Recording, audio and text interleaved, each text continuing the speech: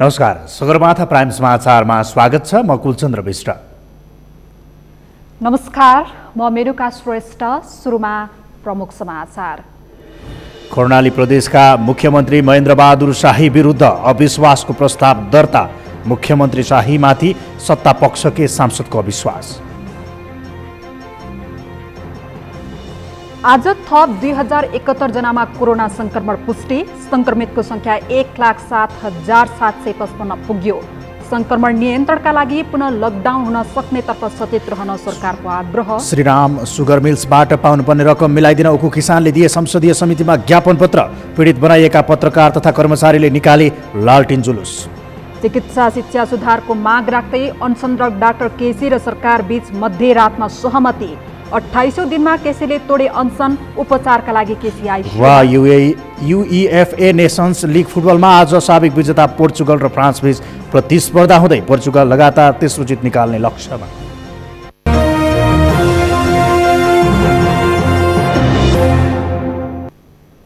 Sagarmatha prime समाचार अब विस्तारमा।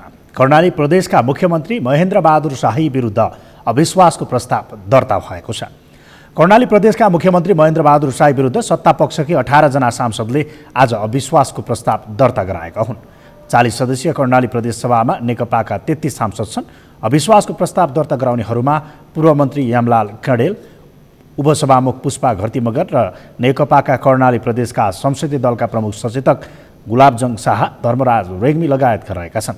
प्रदेश सरकारको कार्यशैलीप्रति असन्तुष्टि राख्दै आएका सत्तापक्षकै सांसदहरूले लामो समयदेखि मुख्यमन्त्री परिवर्तनको विषय उठाउँदै आएका थिए। मुख्यमन्त्री शाहीको कार्यशैलीलाई लिएर नेकपाभित्र पटक पटक विवाद हुँदै आएको छ। तत्कालीन नेकपा एमालेको बहुमत रहेको कर्णाली प्रदेशमा दुई पार्टीको एकीकरणपछि मुख्यमन्त्री तत्कालीन माओवादीको भागमा परेको थियो। यस विषयमा थप कुराकानीका लागि यति बेला हाम्रो प्रत्यक्ष टेलिफोन सम्पर्कमा हुनुहुन्छ सुर्खेतबाट डिलबहादुर खत्री। डिलबहादुरजी, हजुर भन्नु। यो अविश्वासको प्रस्ताव त्यस्तो के लाग्यो अथवा चाहिँ त्यस्तो केमा चित्त बुझेन? कार्यशैलीमा चित्त बुझेको छैन भनेको छ। कार्यशैलीमा नि विशेषतः केमा चाहिँ चित्त नबुझेर यो प्रस्ताव दर्ता गरिएको? संसदीय दलका नेता शाही विरुद्ध अविश्वासको प्रस्ताव दर्ता गएको छ। नेकपा संसदीय दलका नेता मुख्यमन्त्री शाहीको कार्यशैली प्रभावकारी नभएको, सरकारका जनस्तरमा अलोकप्रिय बन्दै गएको र मुख्यमन्त्री शाही पार्टीको भावना अनुसार काम गर्न नसके हुनाले नेकपाका 13 जना र माओवादीका 5 जना गरे 18 जनाले अविश्वासको प्रस्ताव सचेतक गुलाबजङ शाहीसँग पेश गराएका छन्। दिलबहादुरजी, अब कार्यशैली मन परेन, अलोकप्रिय कदम उठाएको भनिएको छ। विशेषतः मुख्यमन्त्रीबाट गरिएका त्यस्ता के कार्यहरू छन् जसलाई चाहिँ उनीहरूले अलोकप्रिय भनेका छन्? अब नियुक्तिको प्रसङ्ग होला अथवा चाहिँ कार्यशैलीमा पनि विशेष केही होला नि त? के हो कारण? कारण भनेको पार्टीको भावना अनुसार काम नगरेको, आफू खुसी काम गरेको भन्ने छ।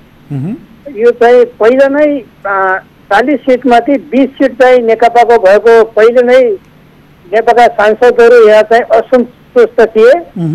तै पनि 6 नम्बर प्रदेश पूर्व माओवादीको भागमा परेको हुनाले र महेन्द्र बहादुर शाहीलाई मुख्यमन्त्री बनाएको थियो। पटक पटक चाहिँ उनीहरूले चाहिँ विरोध गर्दै आएका थिए। यसपटक पनि फेरि अविश्वासको प्रस्ताव दर्ता गराएका छन्। अब मुख्यमन्त्रीको चाहिँ यस विषयमा के छ प्रतिक्रिया? उहाँ के भन्नुहुन्छ? अब यो अविश्वासको प्रस्ताव दर्ता भइसकेपछि मुख्यमन्त्रीको प्रतिक्रिया चाहिँ के छ? यसमा प्रमुख सचेतक गुलाबजङ शाहीले अब तत्काल मिटिङ बसालेर हामी चाहिँ छलफल गर्छौँ, यसको भोलि रिपोर्ट आउँछ भन्नुभएको छ। मुख्यमन्त्रीले केही बोल्नु भएको छ यो विषयमा? नै, मुख्यमन्त्री केही बोल्नु भएको छैन।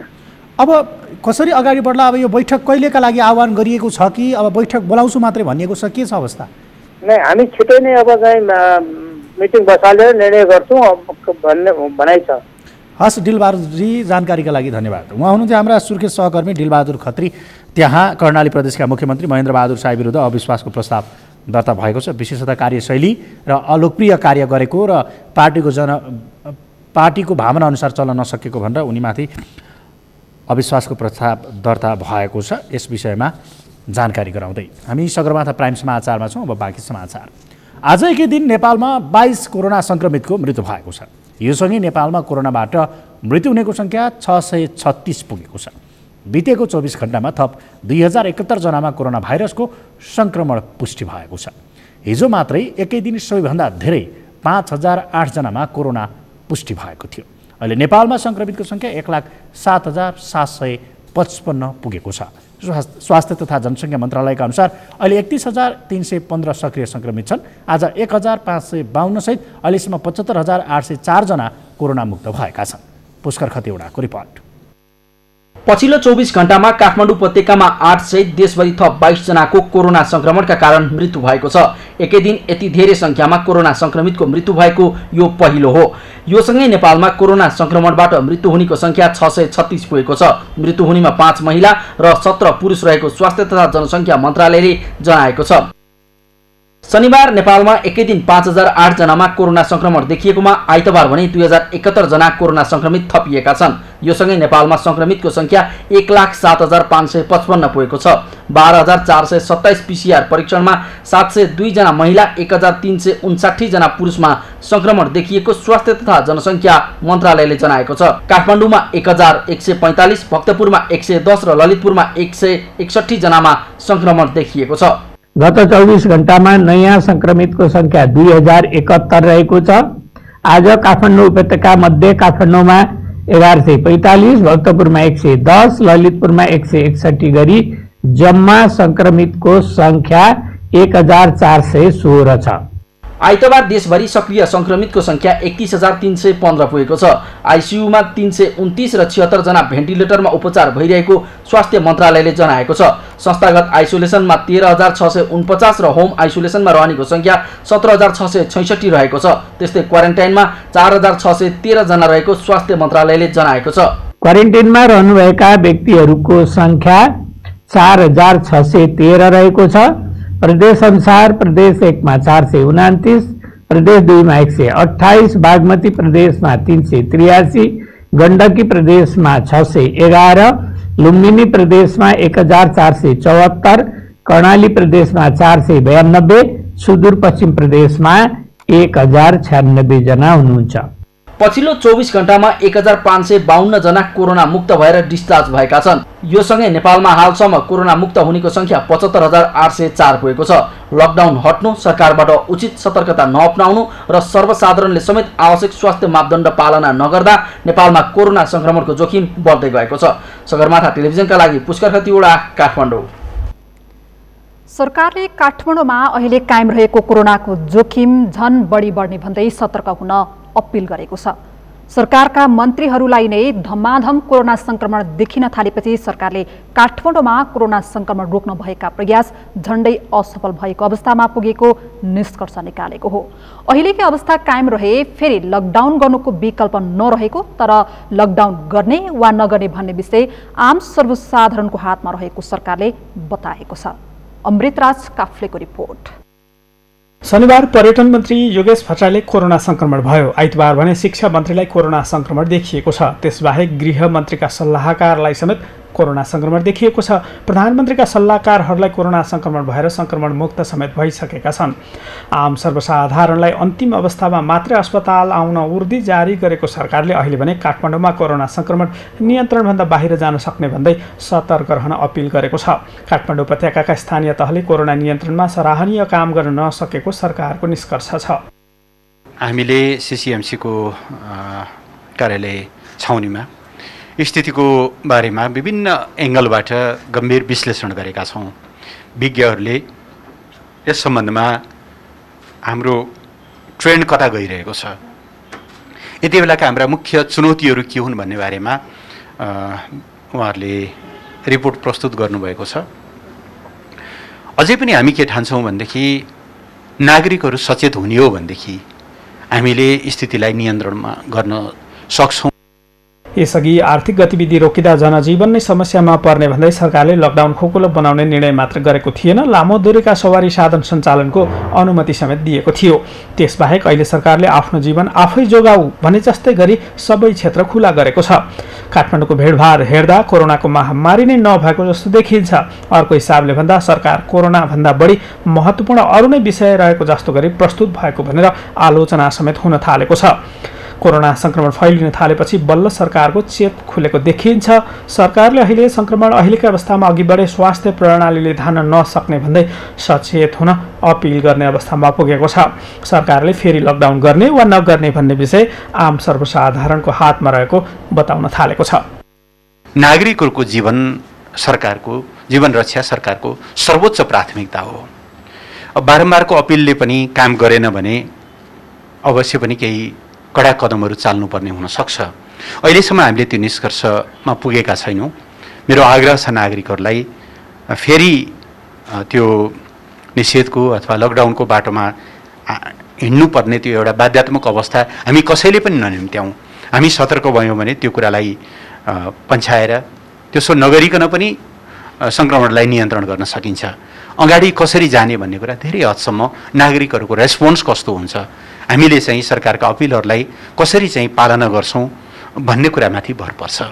शनिबार मात्रै नेपालमा 5000 बढीमा कोरोना संक्रमण देखिएको थियो। आइतबार भने 2000 बढीमा कोरोना संक्रमण पुष्टि भएको छ। हरेक दिन कोरोना संक्रमण फैलिँदै गएका बेला सरकारले भने दशैंका बेला फेरि लकडाउन गर्ने मनस्थितिमा पुगेको देखिएको छ। सगरमाथा टेलिभिजनका लागि क्यामेरामा सुरेन्द्र राउतका साथमा अमृतराज काफले, काठमाडौँ। सरकारले लकडाउन र निषेधाज्ञा खुकुलो बनाएसँगै दिन प्रतिदिन कोरोना संक्रमितको दर बढिरहेको छ। यसै विषयमा पर्साको पछिल्लो अवस्था के छ भनेर थप कुराकानी गर्नका लागि पर्सा सहकर्मी नरेश सराफ प्रत्यक्ष टेलिफोन सम्पर्कमा जोडिनु भएको छ। नरेशजी, हजुर मेनगामे पर्सामा चाहिँ कोरोना संक्रमणको पछिल्लो अवस्था के छ? मेनुकाजी, अहिले हाम्रो पर्सा जिल्लामा जुन विगतमा कोरोना संक्रमणको हट स्पट नै बनेको थियो, तर अहिले चाहिँ एकदम सुधार भएको छ। मानौ न एक किसिमको ग्रिन जोन नै भइसकेका छ। यहाँ चाहिँ त्यति कोरोना संक्रमितहरू पनि भेटिएका छैनन् र यहाँको पसल बजार व्यवसाय पूर्ण रूपमा खुल्ला गरिसकेको छ। यद्यपि यहाँका स्थानीय प्रशासनले चाहिँ एउटा समय नै तोकेको छ। बिहानदेखि खोलिएको पसलहरू चाहिँ बेलुका 6 बजेभित्र बन्द गर्नुपर्छ। यो चाहिँ अनिवार्य रूपमा नै लागू गरिएको छ। यहाँ बेलुका चाहिँ अत्याधिक भिडभाड बढ्ने भएकोले यसलाई नियन्त्रण गर्नको लागि र कोरोना कोही व्यक्तिमा कोरोना संक्रमण छ भने त्यसलाई एकबाट अर्कोमा सर्न नदिनको लागि चाहिँ र भिड नियन्त्रण गर्नको लागि नै बेलुका 6 बजेबाट चाहिँ पसलहरू, यहाँका बजारहरू पूर्ण रूपमा बन्दै गरिएको छ। यद्यपि अहिले चाहिँ यातायात यहाँका खानादेखि सवारी साधन, रिक्सा, टेम्पू, ठुला औद्योगिक क्षेत्रहरू सम्पूर्ण रूपमा खुला भइसकेको छ। यहाँसम्म कि हाम्रो जुन मुख्य नाका छ वीरगञ्ज भन्सार क्षेत्रमा चाहिँ मुख्य नाका बन्द गरिए तापनि त्यसका जति पनि छेउछाउका बोर्डरहरू छ त्यहाँबाट चाहिँ खुल्याम व्यक्तिहरू चाहिँ ओहोर दोहोर गरेका छन्। त्यसमा स्थानीय प्रशासनले कुनै प्रकारको रोकआउट पनि गरेको छैन। मेलगाजी, जस्तो अहिले त चाडपर्वको माहौल सुरु भइसकेको छ, बजारमा चहल पहल पनि निकै बढेको होला। यो अवस्थामा स्वास्थ्य मापदण्ड चाहिँ कतिको पालना भएको पाइन्छ, के छ? यहाँ जुन यहाँका जुन मापदण्ड स्थानीय प्रशासन र यहाँका नेताहरूले जुन बनाएका छन् स्वयं यिनीहरूले नै त्यसको उल्लङ्घन गरिरहेका छन्। त्यसको ज्वलन्त उदाहरण हाम्रो पर्सा जिल्लाको जिल्ला प्रशासन कार्यालयको नै लिन सकिन्छ। जिल्ला प्रशासन कार्यालय नै सामाजिक दूरी कायम गरेर चाहिँ त्यहाँका मालपोत भयो, यहाँका अन्य सरकारी कार्यालयहरू चाहिँ सञ्चालन गर्न पाउनुपर्छ भनेर निर्देश पनि जारी गरिसकेको छ। बाहिर चाहिँ कार्यालय पस्नु अगाडि नै सेनिटाइजरको व्यवस्था, सामाजिक दूरी, अनिवार्य रूपमा मास्क लगाउने पनि नियम लगाएको छ। तर यही नियमको धज्जी चाहिँ स्थानीय प्रशासनले नै उडाइरहेको छ। त्यहाँ चाहिँ एउटा पनि जुन मापदण्ड बनाइएको छ त्यसको पालना गरिएको छैन। न सामाजिक दूरी नै बनाइएको छ, न कोही मास्क नै अनिवार्य लगाएको भेटिएको छ, न त सेनिटाइजरको नै व्यवस्था गरिएको छ। यहाँसम्म कि यही लापरवाहीले गर्दा चाहिँ हिजोदेखि नारायणी यातायात व्यवस्था कार्यालयको अर्को सूचना जारी नहुन्जेलसम्म त्यहाँको सम्पूर्ण कामकाज पनि बन्द गरिएको छ। त्यहाँ एकजना कर्मचारीले चाहिँ कोरोना संक्रमणको पुष्टि भएपछि अन्यमा पनि कोरोना संक्रमण फैल्न सक्ने एउटा आशंका गरेर र त्यहाँको अन्य व्यक्तिहरूको कर्मचारीहरूको PCR परीक्षणको गर्नको लागि स्वाब पनि सङ्कलन गरिएको छ। त्यसको रिपोर्ट अहिले आएको छैन। तबसम्मको लागि त्यहाँका सम्पूर्ण सरकारी त्यहाँका कामकाजहरू पूर्ण रूपमा बन्द नै गरिएको छ। अन्य एउटा अझै के कुरा छ भने हाम्रो पर्सा जिल्लामा यहाँ अहिले नजिकै चाड पर्वहरू जुन नजिकै रहेको छ, जुन तरिकाले दसैँ नजिकै गएको छ, यहाँका राजनैतिक दलहरूले चाहिँ दसैँको शुभकामना आदान प्रदान गर्नेदेखि लिएर निरीक्षणको नाममा चाहिँ व्यापक रूपमा भिड जम्मा गर्ने, भाषणबाजी गर्ने, कार्यकर्ताहरूलाई छुपार्ने जस्ता काम पनि भइरहेको छ। उनीहरूले जुन आफै एउटा नीति निर्माण गरिरहेका छन् र आफै स्वयं नै त्यसको उल्लङ्घन पनि गरिरहेको हामीले देखेका छौँ। यहाँसम्म हाम्रो प्रदेश नम्बर 2 का मुख्यमन्त्री जुन हुनुहुन्छ लालबाबु राउत गद्दी, उहाँ चाहिँ अहिले हाम्रो वीरगञ्ज महानगरपालिकाको विभिन्न ठाउँमा जुन विकास निर्माणको कामहरू भएको छ त्यसको चाहिँ अनुगमन र निरीक्षणको नाममा चाहिँ उहाँ हिँड्दै गइरहनु भएको छ। र उहाँ हजुर तपाईले भनिरहनु भएको छ स्वास्थ्य मापदण्डहरू पालना भएको छैन, नाकामा चेक जाँच फितलो छ। यस विषयमा प्रशासनले किन कडाई गर्न सकिरहेको छैन?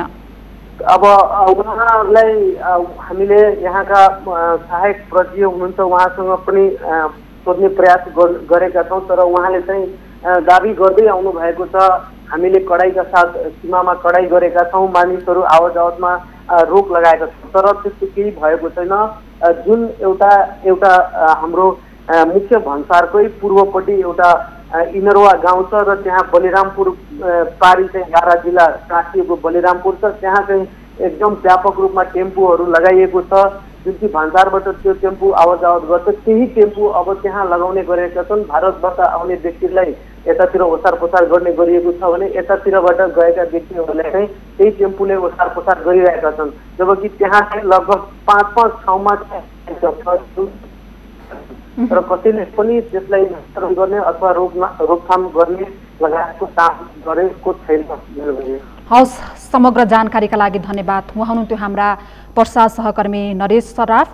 पर्सामा कोरोना संक्रमणको पछिल्लो अवस्था के छ, स्वास्थ्य मापदण्डहरू कतिको पालना भएका छन्, नाकामा चेक जाँच के कस्तो छ भनेर उहाँले हामीलाई समग्रमा जानकारी गराउनुभयो। सगरमाथा समाचारमा अब बाँकी समाचार।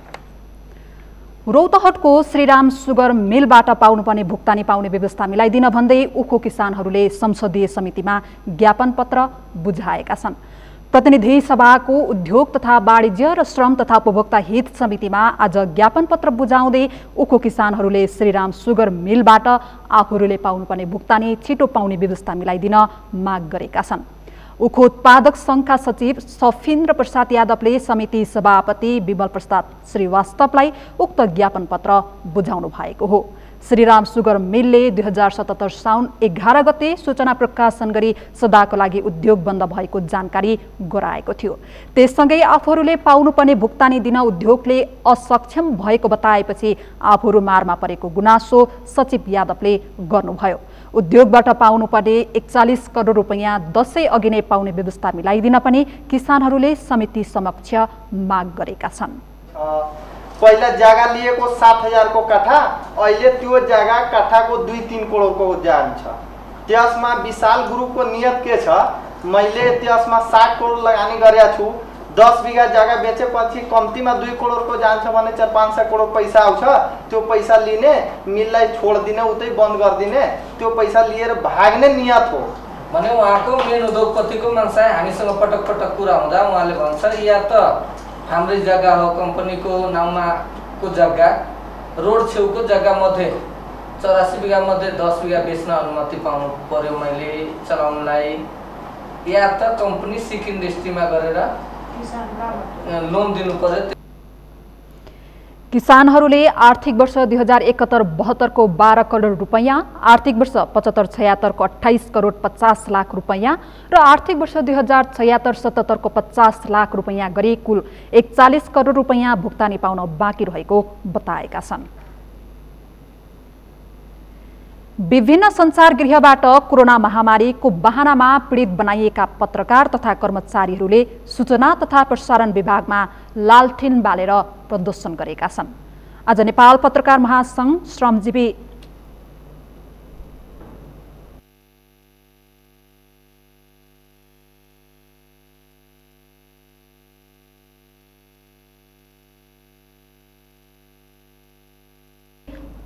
श्रमजीवी हित प्रवर्धन समिति र सञ्चार गृहका पीडित पत्रकार कर्मचारी संयुक्त संघर्ष समितिको अगुवाईमा श्रमजीवी पत्रकार ऐन कार्यान्वयन नगर्ने र नगराउने खै सरकार कता छ भन्दै दिउँसै लालटेन बालेर प्रदर्शन गरेका हुन्। सञ्चार गृहको ज्यादती र शोषणको विषयमा पटक पटक आवाज उठाए पनि कोरोना महामारीलाई देखाएर तलब सुविधा नदिएको र जबरजस्ती कामबाट निकालेको भन्दै उनीहरू आन्दोलित भएका हुन्। पत्रकार महासंघका महासचिव रमेश विष्टले श्रमजीवी पत्रकारको हक अधिकार स्थापित गर्न सरकार उदासीन भएको भन्दै दबाव स्वरूप आन्दोलन गर्नु परेको बताउनु भएको छ। उनीहरूले 27 गते बालुवाटारमा आधा घण्टा शान्तिपूर्ण धरना दिने पनि जनाएका छन्। सगरमाथा प्राइम समाचारमा अब एकैछिन विश्रामपछि अनसनरत डाक्टर केसी र सरकार बीच सहमति। 28औं दिनमा केसीले तोडे अनसन, उपचारका लागि केसी आइसियुमा। विश्वभर कोरोना संक्रमणबाट मृत्यु हुनेको संख्या 10,78,000 नाघ्यो। 3,75,14,000 बढीमा संक्रमण। र UEFA नेसन्स लिग फुटबलमा आज साबिक विजेता पोर्चुगल र फ्रान्स बीच प्रतिस्पर्धा हुँदै पोर्चुगल लगातार तेस्रो जित निकाल्ने लक्ष्यमा।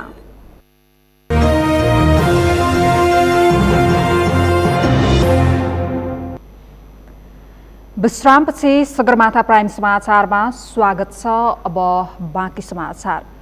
चिकित्सा शिक्षा र सेवा सुधारका लागि 27 दिनदेखि आमरण अनसनरत डाक्टर गोविन्द केसी र सरकार बीच शनिबार मध्यराती सहमति भएको छ।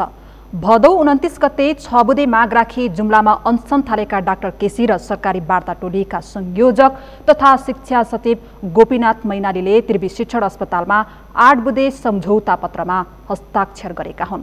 सम्झौता हस्ताक्षरसँगै डाक्टर केसीले आज बिहान 9 बजे अनसन तोडेका छन्। पुष्कर खतिवडाको रिपोर्ट। सरकारसँग 8 बुधे सहमति भएपछि डाक्टर गोविन्द केसीले 19औं अनसन 28 दिनमा तोडेका छन्। शनिबार राति सरकारसँग भएको सहमतिपछि डाक्टर केसीले आइतबार बिहान 9:30 बजे अनसन तोडेका हुन्। डाक्टर केसीले त्रिवी शिक्षण अस्पतालका सफाई कर्मचारी विकास नेपालीको हातबाट जुस पिउँदै अनसन तोडे। अनसन तोडेपछि डाक्टर केसीको स्वास्थ्य अवस्था नाजुक भएकाले आइसियुमा भर्ना गरिएको छ। डाक्टर केसीले भदौ 29 गते जुम्लाबाट 6 बुधे माग राख्दै 19औं अनसन थालेका थिए। शनिबार मध्यरातमा करिब 20 मिनट वार्तापछि डाक्टर केसी र सरकारी वार्ता टोली संयोजक एवं शिक्षा मन्त्रालयका सचिव गोपीनाथ मैनालीले सहमति पत्रमा हस्ताक्षर गरे।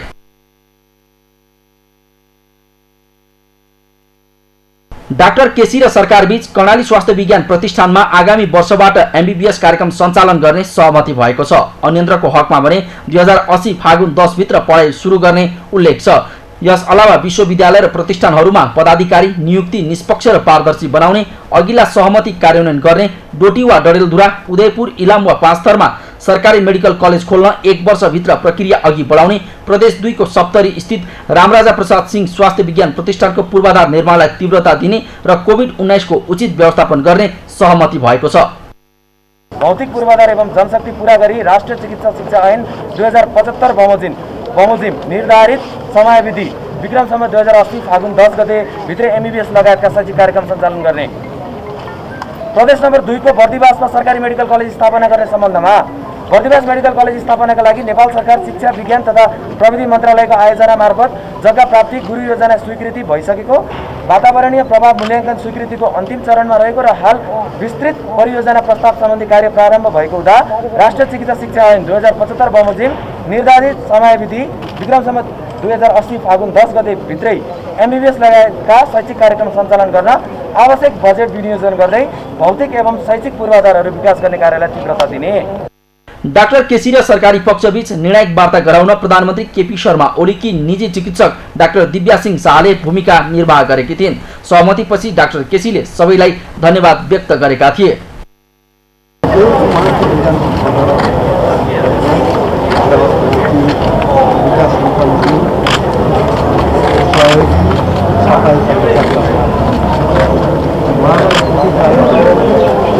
आराम गरेर उहाँले गरिराख्नु गृहविभागको सेवा गरिराख्नु।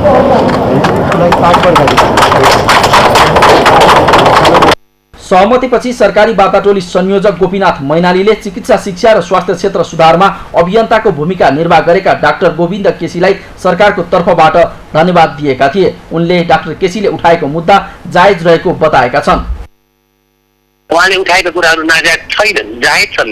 सरकारले यसअगाडि पनि कानुनमा ल्याइसकेका कार्यान्वयनका प्रक्रियामा रहेका कुराहरू छन्। त्यसकारणले त्यसलाई तीव्रता दिने कुराहरू समयबद्ध रूपमा सम्पादन गरिसकेका कुराहरू छन्। त्यसकारणले चाहिँ यसलाई हामीले के भनौँ त भन्दा उहाँलाई संवेदनशीलता, उहाँको जीवनप्रतिको संवेदनशीलता त हुँदै हो र उहाँले उठाएको मागहरू पुरा गर्ने कुराहरू पनि त्यत्तिकै महत्त्वपूर्ण हो। दुवै कुरा हो यो।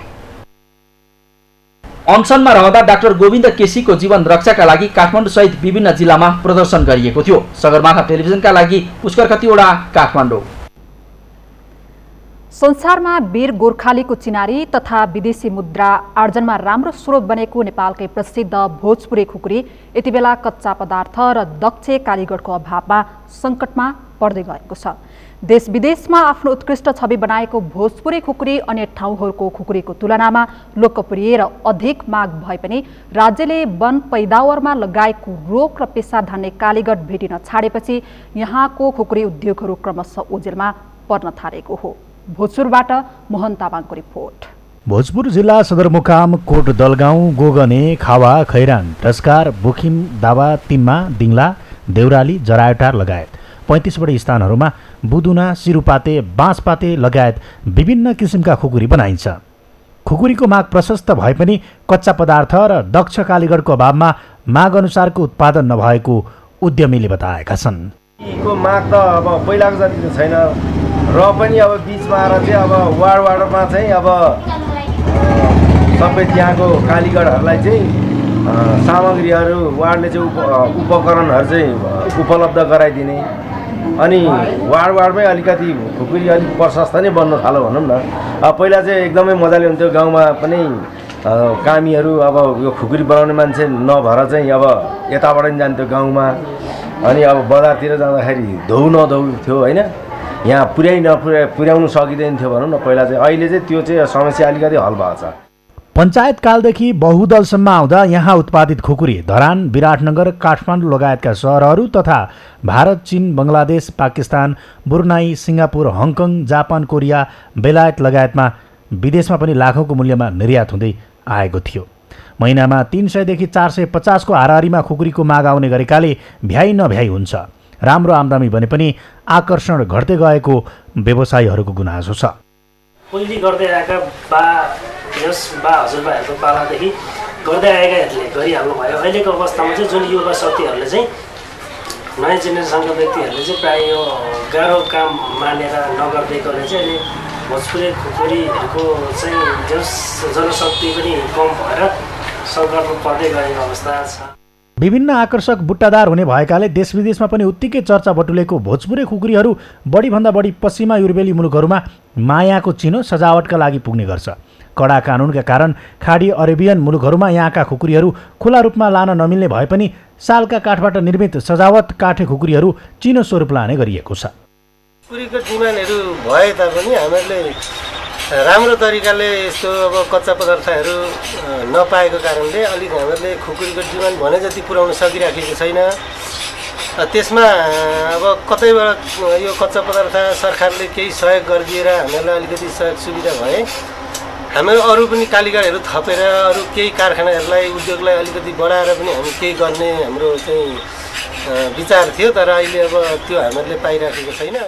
विक्रम सम्वत 1965 सालतिरबाटै खुकुरी बन्न थाले पनि बहुप्रसिद्ध भोजपुरे खुकुरी विक्रम सम्वत 2027 सालमा राजा महेन्द्र आफ्नो राजकीय भ्रमणको क्रममा भोजपुर आउँदा स्थानीय बोखिमका सिंहबहादुर विश्वकर्मा सिने भन्ने खुकुरी उद्यमीले पहिलोपटक खुकुरी राजालाई उपहार स्वरूप दिएका बेला खुकुरीको कौशलबाट आकर्षित बनेपछि राजा महेन्द्रले त्यस समयको 1000 रुपियाँ उनलाई बक्सिस स्वरूप दिएका थिए। त्यही समयदेखि भोजपुरे खुकुरीले लोकप्रियता पाएको कथन छ। सगरमाथा टेलिभिजनका लागि भोजपुरबाट मोहन तामाङको रिपोर्ट। सुदूरपश्चिमका पहाडी जिल्लामा रहेका 3 विमानस्थलको एकै दिन उद्घाटन गरिएको छ। बैतडी बझाङ र डोटी विमानस्थलको उद्घाटन संस्कृति पर्यटन तथा नागरिक उड्डयन मन्त्री योगेश भट्टराईले गरेका हुन्। एकै दिन 3 विमानस्थल उद्घाटन भएसँगै खुसी भएका छन् सर्वसाधारण, तर उनीहरूमा विगतको जस्तै विमानस्थल उद्घाटनमै सीमित रहने हो कि भन्ने चिन्ता समेत छ। कैलालीबाट दिनेश विष्टको रिपोर्ट। सुदूरपश्चिमका 3वटा विमानस्थलको एकै दिन उद्घाटन भएको छ। विमानस्थल कालोपत्रे भए पश्चात एकै दिन संस्कृति पर्यटन तथा नागरिक उड्डयन मन्त्री योगेश भट्टराईले 3वटै विमानस्थलमा विमान चार्टर गरेर उद्घाटन गरेका हुन्। वर्षौं पुराना ती विमानस्थल केही जनयुद्धका बेला त केही यातायातको पहुँच पुगेसँगै बन्द भएका थिए। हाल कालोपत्रे गरी पुनः हवाई उडान सञ्चालन गर्ने तयारी स्वरूप विमानस्थलको उद्घाटन गरिएको हो। विमानस्थल उद्घाटनसँगै अब नियमित उडान गरिने संस्कृति पर्यटन तथा नागरिक उड्डयन मन्त्री योगेश भट्टराईले दावी गरेका छन्। हरेक हिसाबले पर्यटकीय गन्तव्य बन्न सक्ने महत्त्वपूर्ण ठाउँ छ, सुक्खा छ, यता सबै यहाँका यसलाई चाहिँ पर्यटकीय गतिविधिको विकासमा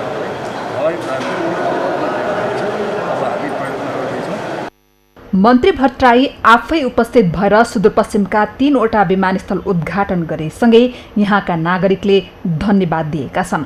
अहिले सरकारले गरेका प्रयासले विमानस्थल कालोपत्रे भएर उद्घाटन भए पनि अब ती विमानस्थलमा नियमित उडान हुनेमा भने यहाँका नागरिक विश्वस्त भएका छैनन्। सँगसँगै अझ यो सबै भन्दा पनि अझ महत्त्वपूर्ण चाहिँ गोकुलेकै हो। अहिले पर्यटकहरूको लागि अथवा इमर्जेन्सी बिमारीहरूको लागिदेखि लिएर सम्भावना भएको हाम्रो सुदूरपश्चिमका पहाडी क्षेत्रका एयरपोर्टहरूमध्ये बझाङ, बाजुरा र गोकुले यी चाहिँ नियमित सेवा सञ्चालन हुन सक्ने खालका एयरपोर्टहरू हुन्। अब दिवाइलमा र साफेमा चाहिँ हप्ताको एउटा 2टा फ्लाइटहरू चल्ला, नियमित फ्लाइट चल्न अलिकति गाह्रो हुनसक्छ, तर तैपनि सम्भावित एयरपोर्टहरू हुन्। यस क्षेत्रका राजनैतिक नेताहरूले धनगढी विमानस्थललाई अन्तर्राष्ट्रिय विमानस्थल बनाउने नारा बाँडे पनि धनगढी विमानस्थल क्षेत्रीय समेत हुन सकेको छैन। यो विमानस्थल क्षेत्रीय विमानस्थलका रूपमा विकास भए पहाडी जिल्ला र यहाँबाट अन्य प्रदेशमा समेत उडान गर्न सकिने व्यवसायको भनाइ छ। वास्तवमा भर्खरै पर्यटन मन्त्री आएर जुन गर्नुभयो हामी सबैको सुदूरपश्चिमको वासीको लागि खुसी कुरा हो। अब पहाडी जिल्लालाई पनि विमान मार्फत हामीले कनेक्ट गर्न सक्यौँ भने भोलि त्यहाँको समृद्धि पनि हुन आउँछ र खास गरेर ती जिल्लाहरू पहाडी जिल्लाहरूमा पनि आम मान्छेहरूको सहजै पहुँच हुन पायो भने ती ठाउँहरूको पनि विकास हुन्छ भन्ने हो। सुदूरपश्चिम प्रदेशका 9 जिल्लामध्ये बाजुराको कोल्टी, कैलालीमा गेटा र टिकापुर, कञ्चनपुर, अछाममा साफे, कमलबजार, दार्चुलाको गोकुलेश्वर, बझाङ र डोटीमा विमानस्थल रहेका छन्।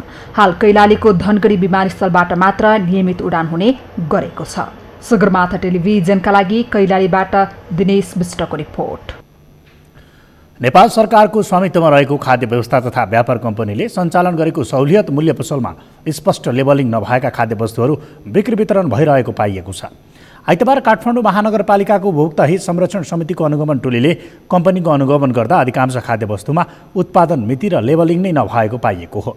उपभोक्ता संरक्षण ऐन 2075ले हरेक वस्तुको उत्पादन मिति एमआरपी लगायत स्पष्ट देखिने गरी राखिनुपर्नेमा त्यस्तो नपाइएको अनुगमन टोलीका सदस्य उपभोक्ता अधिकार कर्मी माधव तिमल सिन्हाले जानकारी दिनुभयो। विशेष गरी नेपाल सरकारले दसैँ तिहार छठको पूर्व समयमा आम उपभोक्ता राहत दिनको निम्ति सञ्चालन गरेको सुबोध मूल्य पसलमा लेबल नभएका उत्पादन मिति सकिने उल्लेख नभएका एमआरपी नभएका सामान बेचिएको छ भनेपछि के आधारमा बेचिएको छ? त्यस्तै सहुलियत मूल्य पसलमा चिनी लगायतका वस्तुको अभाव भएको र खरिद गर्न आएका उपभोक्ताहरू फर्कनु परेको पाइएको अनुगमन टोलीले जनाएको छ।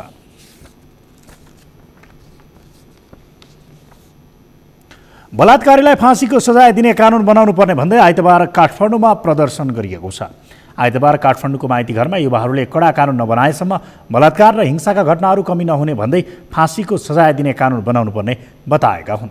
मुलुकमा पछिल्लो समय महिला हिंसा बलात्कार र हत्याको श्रृङ्खला बढेकाले यसलाई नियन्त्रण गर्न राज्य गम्भीर हुनुपर्ने उनीहरूको भनाइ छ। प्रदर्शनमा सहभागीहरूले पहिले आफ्नो सोच बदलौँ, नारीको पहिचान हेरौँ, म कसैकी छोरी चेली लगायतका ब्यानर प्रदर्शन गरेका थिए।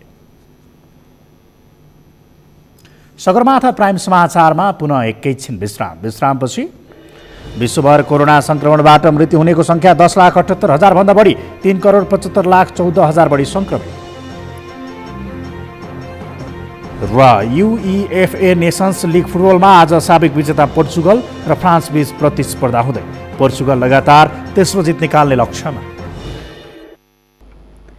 अब पालो अर्थ समाचारको। अर्थ समाचारका प्रायोजक हो आफ्नो विश्वास हो त्रिशक्ति सिमेन्ट। दशैं नजिकैसँगै बजार सेल अफरले तातेको छ।